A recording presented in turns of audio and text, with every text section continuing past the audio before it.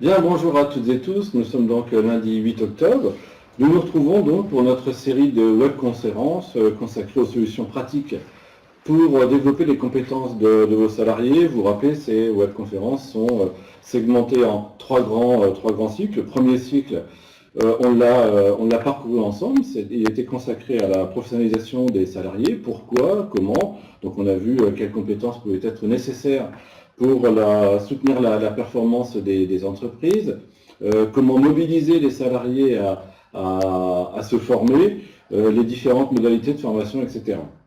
Deuxième cycle que nous avons entamé le mois dernier, consacré à la réforme de la formation et s'interroger sur qu'est-ce que ça change in fine pour vous. Le mois dernier, nous avons abordé la question du recrutement en alternance avec la transformation attachée au contrat de procédation, mais surtout contrat d'apprentissage.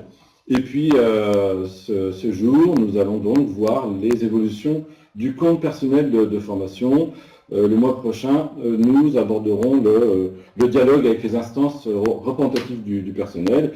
Et puis, le troisième cycle que nous aborderons en janvier sera donc consacré aux bonnes pratiques en formation à distance, formation en situation de travail, etc. Voilà, donc 12 conférences. Nous en sommes à notre 6e conférence, qui est donc consacrée à la formation de vos salariés avec le compte personnel de formation, CPF qui a été mis en œuvre avec la loi de 2014 et qui est réformé par la loi pour la liberté de choisir son avenir professionnel qui vient d'être promulguée. Comme à l'accoutumée, nous retrouvons notre ami Jean-Pierre Willems. Jean-Pierre est consultant en droit de la formation et en droit du travail. Il va donc intervenir environ une trentaine de minutes pour envisager avec vous les grandes modifications qui ont été apportées par le législateur sur le compte personnel de formation. Et puis, bien entendu, si vous avez des questions, on les ramassera durant l'intervention, puisque par chat, vous pouvez déposer vos questions.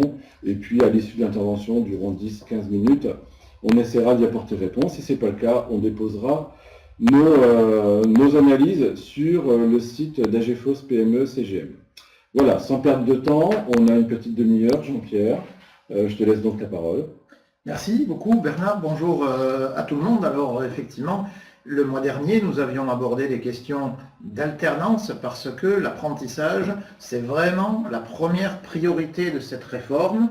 Et tout de suite après, le deuxième objectif du gouvernement, c'est de développer une culture de la compétence, je ne dis même pas de la formation, et pour les salariés, c'est à travers le compte personnel de formation qui devient le droit principal, pour ne pas dire exclusif, des salariés pour l'accès à la formation. Alors un compte personnel rénové, mais c'est à travers cet outil que l'on souhaite développer et l'appétit des salariés pour la formation et l'usage habituel de la formation, puisque l'on considère que plus la formation est régulière, plus elle est efficace. C'est-à-dire que si on a le réflexe de se former régulièrement, les bienfaits sont supérieurs à des formations très ponctuelles et très espacées dans le temps.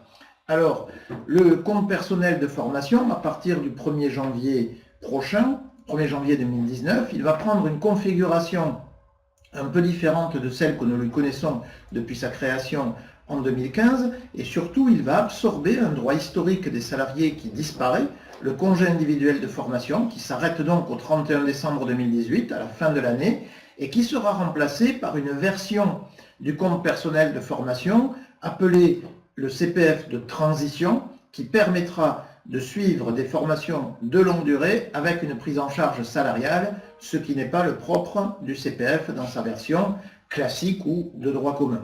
Alors, plusieurs changements sur le CPF, certains qui interviennent en 2019 et d'autres qui n'interviendront qu'en 2020.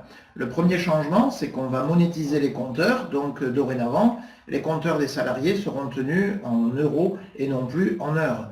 Le deuxième changement, c'est que la gestion des financements va être confiée à la Caisse des dépôts, mais ceci n'interviendra qu'en 2020. En 2019, ce sont toujours les opérateurs de compétences qui prennent la suite des OPCA qui géreront financièrement le compte personnel de formation. Troisième changement, il y aura à la fin de l'année 2019, pour le début 2020, le lancement d'une application CPF qui devrait permettre aux individus, d'une part, de choisir leur formation, ensuite de s'inscrire en ligne et enfin de régler directement la formation. Donc beaucoup de changements que nous allons reprendre de manière un petit peu ordonnée. Alors le premier, c'est l'acquisition. À partir du 1er janvier 2019, on n'acquiert plus 24 heures par an, mais on acquiert 500 € par an. Et pour les salariés qui ne sont pas titulaires d'un diplôme au moins de niveau 5, ce sera 800 € par an. La durée de la capitalisation est également modifiée. Au lieu de capitaliser pendant 6 ans au plus et ensuite d'avoir un plafonnement, et bien là on pourra capitaliser pendant 10 ans, ce qui donne un potentiel, mais c'est quand même à échéance de 10 ans, de 5 000 ou 8 000 € suivant les cas. Alors, je reprends ces évolutions dans l'ordre. Tout d'abord, la monétisation, parce que c'est sans doute ce qui va, de manière la plus immédiate, transformer les usages et les utilisations du compte personnel de formation, avec quelques questions pratiques d'ailleurs qui se posent à ce sujet. Pourquoi le gouvernement a-t-il décidé de monétiser le compte personnel de formation? La première raison, c'est qu'il considère que c'est plus lisible pour les bénéficiaires. Un compteur en heure, on ne sait pas très bien ce que ça représente, parce que la formation a un coût, des heures, ce n'est pas un budget, donc il faut des taux de prise en charge qui sont différents suivant les OPCA aujourd'hui, et donc on a souhaité que tout le monde bénéficie d'un droit égal avec une identification très rapide de combien je dispose pour acheter de la formation. Donc monétisation pour gagner en lisibilité, et puis peut-être en attractivité. Le gouvernement pense que si on a des euros sur un compte, on s'y intéressera davantage que si on a des heures sur un compte. C'est peut-être un tout petit peu plus abstrait. La deuxième raison, elle est peut-être plus fondamentale. C'est que avec un compte en heures, on assujettit la formation à sa durée, ou la consommation du droit du salarié à la durée. Or, nous sommes de plus en plus devant des modalités de formation qui n'ont pas de durée préétablie. Lorsque l'on se forme en situation de travail, lorsqu'on se forme en réalisant des productions, lorsqu'on se forme à distance avec des outils de e-learning, la durée de formation, elle est totalement individuelle. Elle dépend du temps nécessaire à la personne, soit pour réaliser les activités, soit pour utiliser toutes les ressources dont on a besoin. Et plus on va vers la personnalisation des parcours, et moins la notion de durée globale, collective, etc.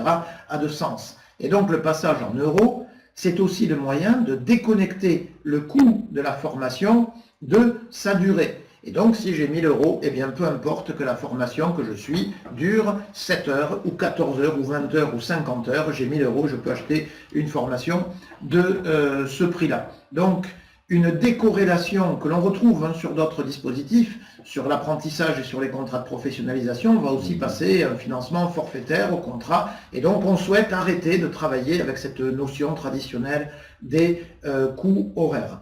Donc deux raisons qui expliquent la monétisation. Alors après, le passage à la monétisation pose, notamment sur l'année 2019, des questions rapides, parce que c'est très rapide. La loi a été publiée le 5 septembre 2018 et on nous annonce une conversion en euros au 1er janvier 2019. Alors, si on se fie aux propos de la ministre lors de sa conférence de presse de lancement de la réforme au mois de mars dernier, elle avait annoncé un taux de conversion de 14,28 €. Alors on dirait un chiffre un peu curieux. 14,28 €, c'est tout simplement les 35 heures dont auraient dû bénéficier les salariés utilisés comme diviseur des 500 €. Et ça fait 14,28 €. Donc peut-être arrondira-t-on d'ailleurs à 15. Alors petit calcul, pour les gens qui ont acquis des heures de CPF depuis 2015 et qui ne les ont pas utilisées, ça fait 96 heures fin 2018, on se retrouverait avec 1 370 € de budget disponible au 1er janvier. Alors va se poser quand même pour les OPCA une petite question pratique, c'est que les compteurs aujourd'hui sont en heure, la Caisse des dépôts ne fera pas la conversion automatique pour tous les compteurs au 1er janvier, que donc il va donc falloir faire l'opération suivante. Si un salarié en 2019 demande à utiliser son compte, il aura des heures, on va les convertir et lui dire vous disposez de X euros pour acheter la formation. Donc c'est une conversion qui ne se fera pas sur les compteurs, donc vous ne verrez pas forcément dès le 1er janvier sur vos comptes, si vous l'avez ouvert, le montant en euros, mais il faudra faire cette conversion lorsqu'on souhaitera l'utiliser avec le taux de conversion qui sera fourni par décret. Alors on devrait le connaître d'ici la fin du mois octobre ou courant novembre, le taux de conversion qui sera retenu effectivement, et donc nous vous en ferons part évidemment dans nos prochaines conférences. Donc une monétisation au 1er janvier, alors qui ne concerne d'ailleurs pas que les heures de CPF, puisque les heures acquises au titre du DIF, c'est-à-dire jusqu'en 2014, sont également concernées par la conversion. Ces heures-là étaient valables jusqu'en 2020. Un décret va nous dire dans quelles conditions elles sont converties comme les heures de CPF. Si d'ailleurs, pour les gens qui avaient un solde de DIF important, puis qui ont acquis du CPF et qui n'ont pas consommé, ce qui est quand même une majorité de salariés, est-ce qu'il y a un plafonnement ou pas, ou est-ce qu'on peut convertir l'intégralité? Donc sur les modalités pratiques, il faut attendre le décret qui fera des choix sur ces sujets-là. Ce qu'on peut conseiller quand même dès aujourd'hui, c'est de faire apparaître, d'abord d'ouvrir son compteur CPF si la démarche n'a pas été faite, et de faire apparaître les heures de DIF pour ne pas qu'elles disparaissent et pour qu'elles bénéficient également de la conversion.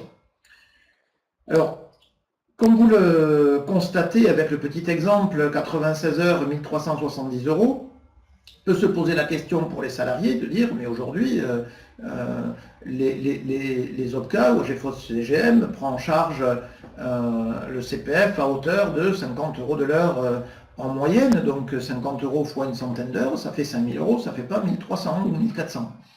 Donc il y a un risque de déperdition des droits. Alors c'est effectif, si le taux de conversion est inférieur au taux de prise en charge moyen que l'on trouve dans les OPCA, il y aura potentiellement une réduction des droits des salariés. Alors, ce qui pourrait d'ailleurs inciter à utiliser son compte personnel de formation d'ici la fin de l'année, tant qu'on est toujours sur un financement en heures avec les règles actuelles de prise en charge.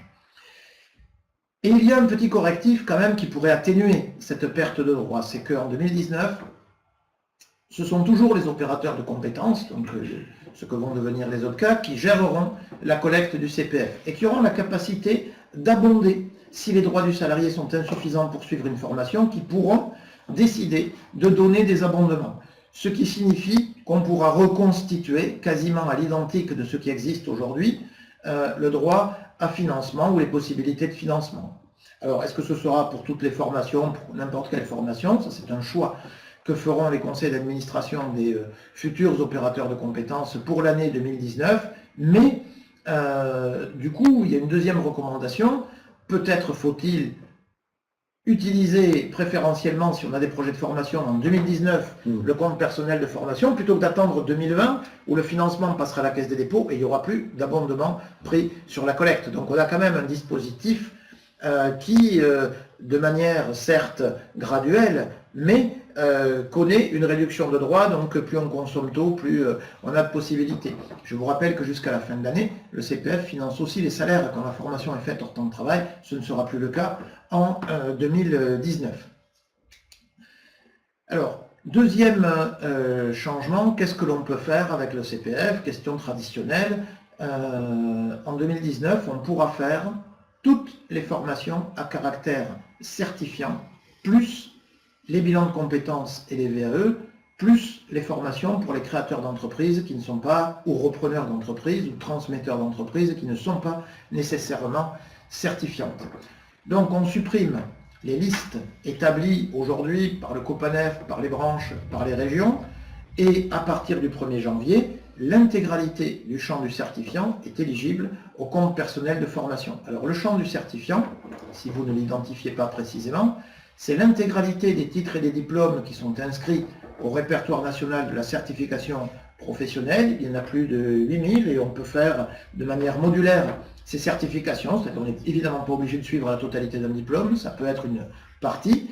Et puis on a les 1500 ou 1600 certifications qui sont inscrites aujourd'hui à l'inventaire, qui va changer de nom, qui va s'appeler le répertoire spécifique de la Commission nationale de la certification professionnelle, et où on trouve là des compétences de tout type, transversales, des langues, de la bureautique, du management, des formations métiers propres à certains secteurs, mais qui ne constituent pas des certifications qui couvrent l'intégralité d'un métier, mais des parties. Donc, si l'on veut, alors cet inventaire est accessible en ligne sur le site de la CNCP, on peut aller rechercher par domaine à l'intérieur s'il existe des certifications qui correspondent au projet de formation que l'on a, et donc on a une offre de formation potentiellement très large à partir du 1er janvier, en tout cas encore plus large que celle dont nous disposons aujourd'hui. Donc, un compte en euros et des droits en euros. 2, une offre de formation éligible élargie par rapport à ce qu'elle est aujourd'hui. 3e changement, à partir du 1er janvier, alors peut-être que ça ne va pas fonctionner dès début janvier, il y aura peut-être un petit temps de latence, mais le congé individuel de formation disparaît et on crée le compte personnel de formation de transition. Alors là, on a gardé les deux noms, certes CPF et CPF de transition, peut-être aurait-il fallu les distinguer davantage, mais c'est vrai que le réceptacle, c'est le compte personnel de formation qui sert de base à ces deux dispositifs, mais avec des modalités de gestion et des finalités différentes.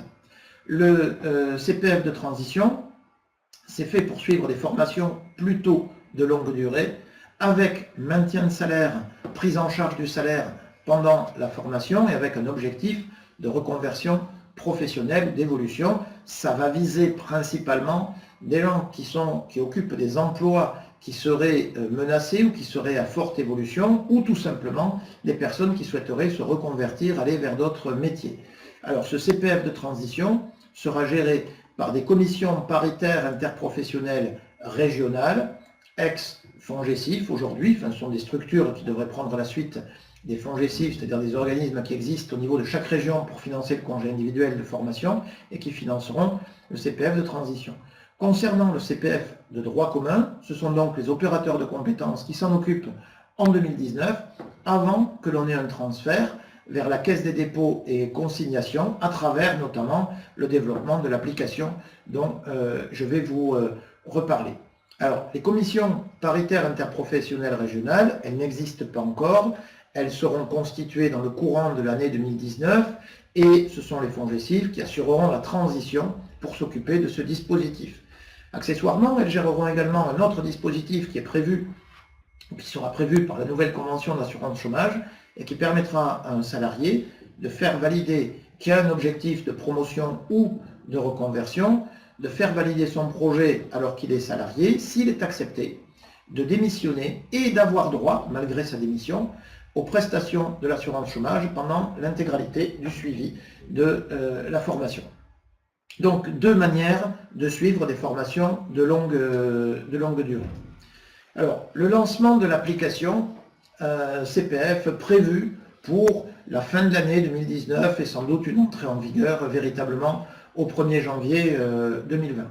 Cette application a vocation à recenser l'offre de formation éligible au compte personnel de formation, donc l'intégralité de ce que l'on peut faire avec le compte personnel de formation, à comporter des aides au choix en fonction des projets, donc des outils d'orientation pour trouver les formations correspondant au projet que l'on souhaite suivre, avec plusieurs fonctions de tri ou de choix de ces formations, notamment la localisation, c'est-à-dire identifier les formations qui sont près de chez soi, sachant qu'il faudra aussi penser aux formations distancielles, qui sont par définition celles qui sont le plus près de chez soi, puisqu'on peut les suivre y compris à domicile, sans se déplacer. C'est le paradoxe du distanciel, c'est ce qui est le plus proche. Et où il faudra également prévoir les modalités d'inscription et ensuite les modalités de paiement. L'objectif est que les bénéficiaires et les utilisateurs n'aient pas d'avance de frais particulière à faire pour acheter de la formation. Alors, malgré tout, le fait de basculer sur cette application en 2020, que ce ne soit plus les opérateurs de compétences qui s'occupent des financements, pourra poser la question de et si les droits du salarié ne suffisent pas par rapport au coût de la formation qui va compléter. Ce qui pourrait conduire à considérer qu'à l'horizon 2020, le compte personnel de formation pourrait davantage être un levier pour le salarié pour obtenir un cofinancement de son entreprise en disant moi j'apporte mes droits, est-ce que ça vous intéresse de donner le complément, plutôt qu'un outil qui permettra de se financer directement l'intégralité du prix de la formation. Si on regarde le tarif, 500 € par an, eh bien avec 500 €, je peux certes m'abonner pendant toute une année à des produits de formation. C'est pour ça que j'en parlais, en ligne et à distance. On a des sites qui vous proposent 600, 700, 800 ressources de formation différentes ou formations que vous pouvez suivre pour des forfaits de 20 à 30 € par mois. Donc dans ce format-là, ça passe. Mais si j'ai besoin de suivre une formation, par exemple sur du matériel un peu onéreux, où il faut aller faire des manipulations, où il faut utiliser des consommables, et avec 500 € par an, effectivement, ça risque de faire un peu juste pour financer l'intégralité de ces projets de formation. Donc, lancement de l'application prévu à l'automne 2019. Jusque-là, le circuit traditionnel, il faut passer par les opérateurs de compétences pour le financement, par le cas aujourd'hui, les opérateurs de compétences pour le financement du compte personnel. Alors, comme je disais que le nouveau format est sans doute une incitation pour les salariés à solliciter des cofinancements de leur part de leur employeur, quel intérêt une entreprise et quelles sont les manières qu'elle peut utiliser pour participer ou pour aider ou pour faciliter l'utilisation du compte personnel de formation par les salariés. Alors il y a un premier niveau d'implication qui est, on va dire, très léger, qui ne crée pas de coûts financiers pour l'entreprise, qui ne perturbe pas non plus son organisation et son activité, qui consiste simplement à aider les salariés à se repérer dans l'offre de formation et peut-être leur mettre à disposition ou les aider à identifier des formations qui sont éligibles dans le cadre du compte personnel de formation. On peut avoir des projets de formation et pas être très au fait de ce que c'est qu'une formation certifiante, où on la trouve, comment, quels sont les organismes. Peut-être que l'entreprise peut apporter un premier service dans ce domaine-là. Un second service qui est un tout petit peu plus impliquant, mais guère plus, c'est de donner le compte personnel de formation. C'est un budget, mais c'est de la formation qui est suivie sur le temps personnel. C'est de donner des facilités horaires, de planning, pour que les gens puissent suivre les formations, soient disponibles au moment où la formation se réalise. Un troisième cran consisterait à dire « j'autorise le suivi de tout ou partie de la formation pendant le temps de travail ». Alors à partir de là, l'entreprise commence à co-investir. Donc évidemment, il faut qu'elle y trouve un intérêt. L'intérêt qu'elle pourrait y trouver, c'est d'une part la motivation du salarié pour la formation, son implication, parce qu'il est volontaire pour utiliser ses droits, c'est aussi les compétences qui seront acquises et qu'elle pourrait réutiliser. Donc ici, on n'est plus simplement sur le salarié un projet de formation, on est sur un projet partagé et l'entreprise accepte que tout ou partie soit réalisé pendant le temps de travail, ce qu'elle est toujours évidemment libre de faire. Et ceci dit, en 2019, il n'y aura pas de prise en charge et de remboursement du salaire, en tout cas pas sur la collecte, éventuellement sur d'autres sources, mais pas sur la collecte du compte personnel de formation. Un quatrième niveau serait d'abonder les droits du salarié, c'est-à-dire deux modalités en fait. La première, c'est pour les gens qui utilisent le compte personnel de formation, de dire si vos droits ne sont pas suffisants pour acheter la formation, l'entreprise met le complément, alors peut-être dans certaines limites, peut-être de manière forfaitaire, peut-être jusqu'à un certain plafond, bien. La deuxième manière, c'est qu'une entreprise a toujours la possibilité de faire des versements sur le compte des salariés. Alors si j'ai des salariés qui sont intéressés de la formation, plutôt que de leur donner, si je veux les rétribuer, une prime de 1 000 € qui serait assujettie à charge, à cotisation, à impôt, si je fais un versement de 1 000 € net sur le compte du salarié, eh bien, il dispose de 1 000 € pour acheter de la formation, il n'y a pas d'imposition, il n'y a pas de cotisation sociale. Voilà une manière, sous réserve bien évidemment que la formation intéresse le salarié, sinon ça ne va pas l'intéresser d'avoir une ressource dédiée à ça, mise à sa disposition, mais pour une entreprise, dans sa politique de rémunération, de rétribution, entendue largement, c'est un outil supplémentaire pour, à moindre coût, faire bénéficier les salariés d'un pouvoir d'achat supplémentaire. Et la dernière possibilité, ce serait de négocier un accord d'entreprise. Alors, cet accord d'entreprise, il aurait, par rapport à ce que l'entreprise peut faire en direct, il aurait une valeur ajoutée supplémentaire en 2020, c'est la capacité à avoir une gestion collective du compte personnel de formation. C'est-à-dire qu'il suffirait de faire un accord, soit avec des syndicats, soit avec des élus au sein du comité social et économique nouveau, si vous le mettez en place, ou avec les élus actuels, CE ou DP, si vous n'avez pas encore mis en place le CSE, de faire un accord disant, voilà les formations pour lesquelles l'entreprise est prête à abonder les droits du salarié. Les salariés, s'ils donnent leur accord pour participer à ces projets, mandatent en fait l'entreprise pour récupérer directement les financements auprès de la Caisse des dépôts. Et donc, ça permettrait d'éviter à ce que les salariés fassent des demandes systématiques, ça allégerait les processus et ça permettrait d'avoir une gestion collective plutôt qu'une gestion individuelle du compte personnel de formation. Bien sûr, toutes ces initiatives que peut prendre l'entreprise n'ont strictement aucun effet sur le fait que le salarié peut librement, sur son temps de travail et à sa seule initiative, utiliser également son compte personnel de formation. Alors, si l'entreprise choisit de s'impliquer sur le compte personnel de formation, AGFOS CGM peut apporter différents services, différents accompagnements sur finalement l'intégralité des niveaux d'implication. Si je décide par exemple de mettre à disposition des salariés une offre éligible pour qu'ils la repèrent facilement, eh bien je peux avec AGFOS identifier cette offre ou piocher dans les offres de formation collective qui seraient éligibles pour sélectionner ce que je mettrai à disposition des salariés. Deuxième niveau, si l'entreprise décide d'abonder les droits des salariés, eh bien l'OPCA peut gérer cet abondement, peut le tenir à disposition, peut prendre en charge la totalité de la formation et simplifier finalement la vie de l'entreprise. Et en troisième lieu, si il y avait un accord d'entreprise et qu'il y avait de l'argent récupéré auprès de la Caisse des dépôts, eh bien plutôt que l'entreprise tente d'avoir une relation directe avec la Caisse des dépôts, il serait possible de passer par l'OPCA, qui a une relation de proximité plus grande, et puis nous aurons une douzaine ou une quinzaine d'opérateurs de compétences. Pour la Caisse des dépôts, on peut penser que ce sera plus facile de travailler avec une quinzaine d'organismes plutôt qu'avec des milliers d'entreprises qui s'adresseraient à elles pour récupérer les financements correspondant aux droits des salariés. Et je vous rappelle qu'en 2019, AGFOS CGM pourra vous faire bénéficier les salariés d'abondements, dans la limite et sous réserve de ce que décidera évidemment son conseil d'administration, mais je pense que sur le principe, ça ne pose pas beaucoup de difficultés. Faire bénéficier d'abondements, donc s'il y avait un message conclusif, peut-être devrons-nous dire, le CPF le plus tôt c'est le mieux, puisqu'en 2018 le dispositif est très favorable, en 2019 il restera encore extrêmement favorable, il le sera peut-être un tout petit peu moins en 2020, donc s'il y a des projets de formation, eh bien, le mieux, c'est de ne pas attendre, de les faire sérieusement, mais de ne pas attendre.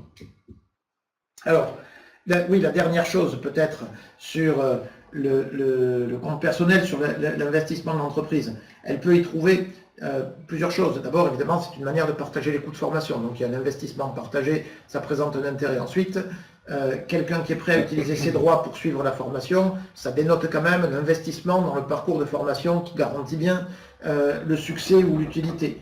Et pour une entreprise, si elle met à disposition le service de rendre le CPF facilement utilisable et facilement accessible à ses salariés, eh bien elle pourrait avoir dans ce domaine une politique sociale, et une politique sociale y compris financée par un dispositif qui ne l'engage pas automatiquement financièrement. Donc beaucoup d'opportunités autour de ce dispositif. Une dernière chose peut-être, si vous avez des représentants du personnel, il faut bien évidemment les associer à la mise en œuvre d'une politique de CPF, parce qu'on a parfois des représentations disant que le CPF c'est le droit du salarié, que l'entreprise n'a pas à y toucher, donc il faut bâtir un peu de consensus en disant c'est un droit, le salarié fait ce qu'il veut avec, ce n'est pas remis en cause par le fait que l'entreprise puisse faire des propositions pour essayer de faciliter l'utilisation d'un dispositif qui reste encore faiblement utilisé, puisqu'on est à 3% des salariés de un petit peu plus de 2%, pas tout à fait 3%, et que le ministère nous annonçait récemment que si en 2022 on était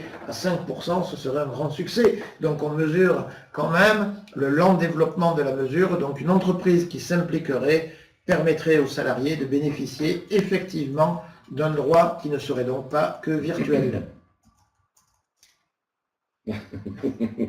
Oui, le futur est toujours devant nous, par définition, et le meilleur est à venir. Merci Jean-Pierre pour toutes ces informations. Effectivement, je retenais la conférence de presse de Stéphane Lardy qui fixait à 5% les objectifs d'utilisation du compte personnel de formation et qui, en l'état, en tout cas de ces 5 points atteints, serait une victoire de la réforme, puisque pour ce gouvernement, le CPF réformé, monétisé, en tous les cas, et individualisé, hein, moins d'intermédiaires, est une des pierres angulaires de la loi du 6 septembre.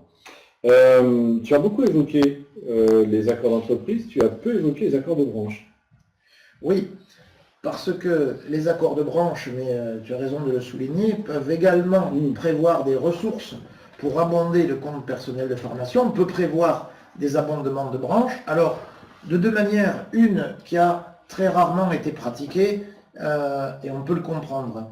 La manière peu pratiquée, c'est des accords de branche qui prévoient que les salariés acquièrent plus que la loi, indépendamment du fait qu'ils utilisent ou non. Alors dans ce cas-là, il faut surcotiser et on n'est pas sûr que les gens l'utilisent. Donc effectivement, ça paraît peu pertinent. Par contre, il y a une autre manière de le faire qui consiste à dire, pour certaines formations, la branche mobilise des ressources et cofinancera. Alors, pour 2019, ces accords de branche ne sont pas du tout indispensables parce qu'on a la ressource de la collecte et on peut piocher dedans pour abonder le compte personnel. Mais en 2020, la question pourrait se poser, compte tenu de la réforme. On aura vraisemblablement des renégociations des accords de branche au cours de l'année 2019. Et donc la question, effectivement, se posera. Est-ce que l'on affecte une partie des ressources de la branche à abonder le compte personnel de formation? Et si on le fait, pour quelle formation? Alors si c'est le cas, là, il faudra que les entreprises ou les salariés se rapprochent de leur opérateur pour identifier ces formations qui donneraient lieu à abondement parce qu'effectivement, elles généreraient une possibilité supplémentaire. Ouais. Bon, merci de ce complément d'information qui est évidemment important au sein de cette maison. Bon, tu abordes en tous les cas le CPF sous un angle positif, hein, en disant le fait de le traduire en euros, ça le décorrèle peut-être de contraintes horaires, de durée, donc plus de souplesse, plus de personnalisation, et donc une facilité d'accès à la formation qui peut paraître évidente, un élargissement de l'offre. Donc ce sont quand même deux vecteurs qui sont favorables finalement à l'utilisation en tout cas de ce droit individuel, puisque le CPF a été initié en son temps par justement ce droit individuel à la formation, et c'est vrai qu'il peut être puissamment en tous les cas porté par les entreprises elles-mêmes qui pourraient s'y investir, s'y co-investir, et les branches aussi, qui pourraient identifier en tout cas les actions prioritaires. En tout cas, c'est les actions sur lesquelles la branche pense qu'il y a un effort d'accompagnement à faire. Donc ça peut véritablement être un levier d'accès à la formation, et le fait de le rendre à distance peut aussi aider les entreprises les plus éloignées, donc les salariés les plus éloignés de l'offre de formation. C'est vrai dans les industries graphiques, puisque 95% des entreprises emploient moins de 50 salariés, c'est 75% qui sont des très petites entreprises, moins de 11 salariés. Donc pour ces salariés, justement, c'est une possibilité d'accéder à la formation dans des conditions, on l'espère, facilitées par cette réforme. Tu as indiqué tout à l'heure qu'en dehors de l'accord d'entreprise, un salarié, de toute façon, pourrait utiliser son compte personnel de formation de manière totalement autonome. Tu as juste indiqué pendant son temps de travail. C'est hors temps de travail. Oui, c'est hors temps de travail. C'est hors temps de travail. C'était ma fourche à languer. Ouais, ta fourche à languer, c'est ça. Mais bon, nos auditeurs ont peut-être eu les oreilles qui bruissaient à ce moment-là. Ouais. Je voulais juste, en tous les cas, rétablir ce trait. Ce sont des économistes qui ont piloté cette réforme, et pour eux, la formation est une question de coût. Donc on met un budget à disposition, et à partir du moment où on met un budget à disposition, on dit pour le temps, les gens doivent se débrouiller. Alors ça n'exclut pas qu'on se mette d'accord avec son employeur, mais le principe du CPF, c'est quand même que ça se fait hors temps de travail. Et après, si on a une négociation, si on arrive à trouver un accord, si on arrive à avoir un projet partagé, on peut le faire effectivement sur le temps de travail. Très bien. Peut-être Stéphanie, il y a des questions de Luc. Quels sont les croisements entre le CPF et le compte personnel d'activité? Alors le compte personnel d'activité, il regroupe le compte personnel de formation, il regroupe le compte ou l'ex-compte pénibilité et le compte citoyen, et donc compte épargne citoyen. Alors, pénibilité, on acquiert des points si on occupe des métiers identifiés comme pénibles, et compte épargne citoyen, on acquiert des heures si on exerce des activités bénévoles. Le compte personnel d'activité, c'est le chapeau sur ces trois comptes-là. Il se trouve qu'ils sont mobilisables conjointement, c'est-à-dire que je peux utiliser des droits que j'ai acquis dans l'un ou l'autre des comptes pour abonder un troisième. Et notamment pour des gens qui ont une activité identifiée comme étant pénible. Alors, je sais que certains n'aiment pas ce terme de pénibilité parce que ce n'est pas le métier qui est pénible, le métier peut user, mais on peut être très heureux de faire un métier qui est catalogué comme pénible. Il se trouve qu'il peut avoir un impact ensuite sur la santé qui est usant. Mais accoler l'image, c'est juste une petite aparté, l'image pénible sur certains métiers, on aime quand même les métiers qu'on fait, et donc oui, c'est pénible. C'est pénible. Donc on ne va pas le faire. Voilà, le compte personnel d'activité, c'est la jonction de ces trois comptes-là, donc le compte personnel de formation est le principal des trois comptes qui composent le compte personnel d'activité. D'autres questions? Vous parliez d'utilisation du CPF pour des abonnements annuels e-learning. Comment concrètement peut-on l'utiliser mensuellement? Alors, ce n'est pas forcément un usage mensuel, il faudra prendre un abonnement, une licence pour une durée de 1 mois, 2 mois, 3 mois, 6 mois. Ça, c'est l'avantage du budget. Et puis, si jamais on voulait d'ailleurs faire sur des durées courtes, par exemple, j'achète une formation ou l'accès à une formation pour 3 mois, rien ne m'empêche la même année, je ne suis pas plafonné, de refaire une demande tant que j'ai des droits, je peux reconsommer. Mais tout à l'heure, tu disais que tu remarquais que la monétisation correspondait à la notion de forfait. La formation n'échappe pas aux habitudes de consommation que l'on a dans d'autres domaines. On est habitué à avoir des forfaits, certes, pour la téléphonie, etc., mais on a aussi des forfaits pour des salles de sport, on a des forfaits pour de plus en plus, finalement, d'accès pour louer des services, pour louer des services, voilà, de manière récurrente, sans limiter l'accès à la ressource et le temps qu'on passera sur la ressource. Mais on a un exemple qui n'est pas si récent que ça. Ça fait quand même quelques années que les auto-écoles ont inventé le forfait pour passer le permis, où je paie une somme forfaitaire et on me garantit de m'accompagner avec le nombre d'heures nécessaires et un accès illimité à des préparations distancielles, justement, notamment aux épreuves du code de la route. Donc, ce sont des modes de consommation. Alors, comment concrètement on fait pour l'abondement? Alors, soit on achète et on demande le complément à l'OPCA, tant que c'est possible en 2018 et en 2019, soit ensuite, il faudra regarder si les formations rentrent dans les priorités de la branche et bénéficient d'un abondement, si l'entreprise est prête à le faire, mais par contre, ça ne viendra pas du côté de la Caisse des dépôts. Très bien.